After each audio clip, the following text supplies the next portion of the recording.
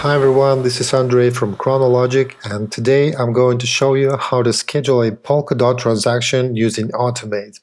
In order for this to happen, we need to get a signed Polkadot transaction. If you don't know how to sign a transaction on Polkadot, there is a link to another tutorial in the description below this video. Okay, let's get started. First, you need to choose the asset that you want to schedule a transaction for. In our case, it's Polkadot. Copy your signed transaction and paste it in the execution window. Here in the condition section, you can see that your transaction is going to be executed when the DOT balance of your wallet is greater or equals to this little amount of DOT that I used for the tutorial purposes. You can change this value if needed. If you would like your transaction to be executed at the future point in time, check this box to use time scheduling.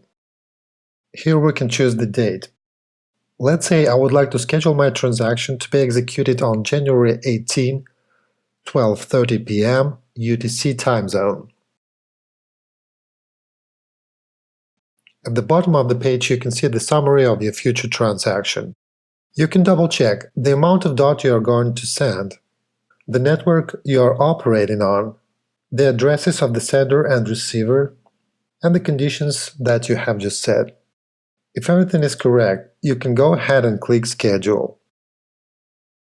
Alright, your transaction has been scheduled. In the pop-up, Automate will display the link to the summary of your transaction. Be sure to save this link for future references. For example, you can check whether or not your transaction has been completed. If by any chance you would like to change anything in your transaction, or just cancel it, you can do it right here at the bottom of the page. You can also schedule another transaction right away by clicking this button. Well, that's it. Thanks for watching and see you in the next tutorial.